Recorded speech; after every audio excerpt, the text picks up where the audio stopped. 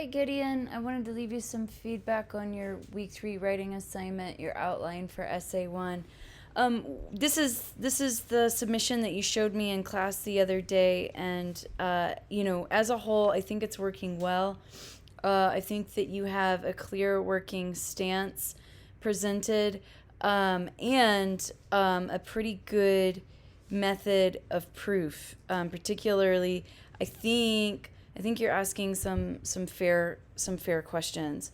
There's just a couple of things in your introductory paragraph that I want to talk to you about.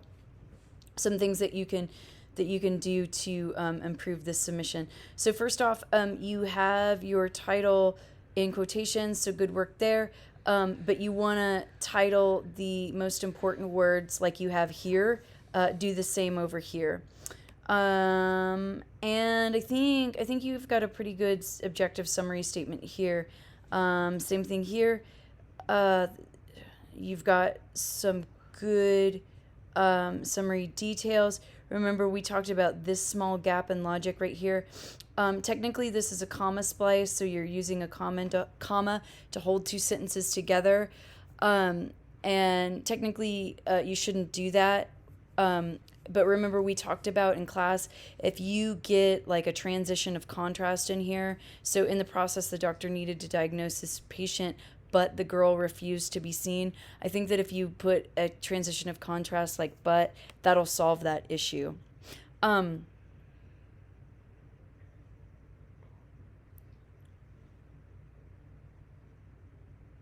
this sentence right here, I think using this as subjects, um, it's always best if you can make your subjects be very concrete and active.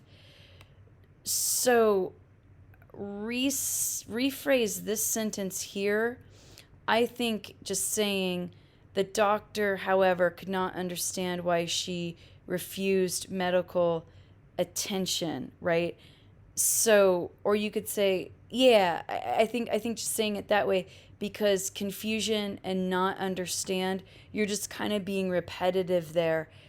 So I think that if you yanked out this first part of the sentence, it would be stronger. Here, I think, say he thought this act, or he thought this would only help her. So just flip flop these words around right here. And remember, we talked about your thesis statement in class. You got the right idea. So it sounds like you're saying that the author uses ethos in order to persuade the audience that the use of force was justified, right? That's essentially what you're saying.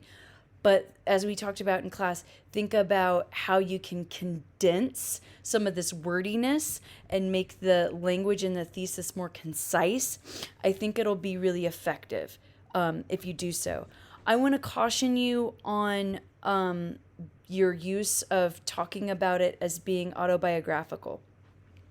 So, first off, I want to caution you because there is nothing in your introduction that indicates the story is autobiographical. You just suddenly, out of nowhere, bring it up in the thesis. And note that in order for the reader to understand how you came to the conclusion that you have in your thesis, you need to hint at it in the introduction. But you don't really talk about I can't talk today, autobiography in the introduction. So I think hang on to this idea and let it come up in a paragraph following the summary, right? A paragraph following the thesis, because that will continue to build the idea of ethos. So if it's the idea that, like we talked about in class, that Williams has, he was a doctor in real life, right? He was a doctor for his day job. He was a physician. And then at night he came home and he wrote poetry.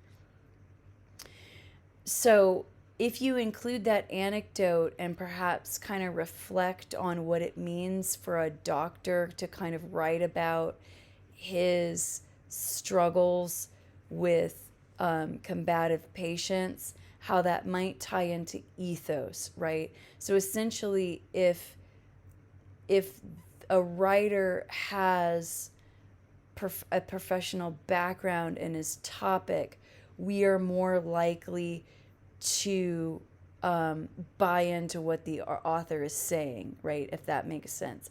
However, I want to caution you on one more thing. I'm not sure if we can say that this specific story is autobiographical.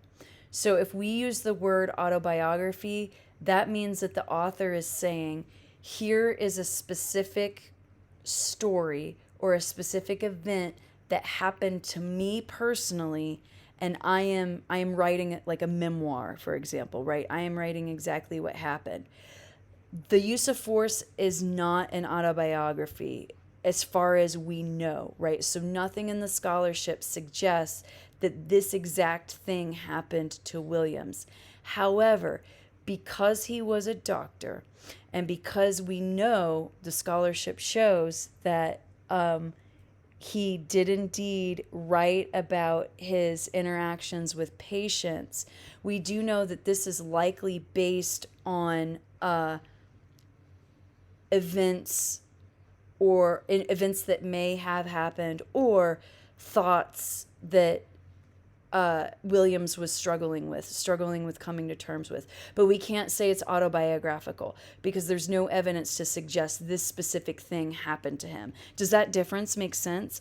So I think what you want to say is talk about what we do know, that he was a doctor, that he was interested in writing about some of his struggles, but I think rethink the idea of using that specific vocabulary.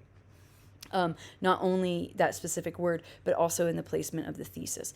However, as a whole, I think it's working well. I think if you just kind of work on some of these minor tweaks in your introduction, your thesis is going to be stronger. And I think that the key ideas that you present, as long as you can stretch those out into your full body paragraphs and bring in the evidence evidence for support and examine it, I think that this could work quite well. So just some minor things here and there to work on. All right. I look forward to seeing what you do with this, and let me know if you have any questions. Thanks.